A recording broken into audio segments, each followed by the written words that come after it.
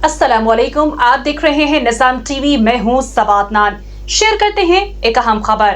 सैयद मोहम्मद अली जैदी, सैयद मोहम्मद मेहदी जैदी, सैयद फिरोज रजा जैदी, सैयद हैदर काज़मी की रहायश का सब्ज़ाज़ार पर सालाना दस्तरख्वां इमाम हसन अलैहिस्सलाम का एहतमाम किया गया, जिसमें बैंकिंग शोबे से ताल्लुक़ रखने वाले अफराद ने भरपूर शिरकत की, जिसमें अजहर जैदी, उमर खान, काशिफ भट्टी, मलिक नवीद, फैसल बाजवा, फरहान, अली अख्तर, खालिद गैलानी, मोहम्मद रजा जैदी ने शिरकत की।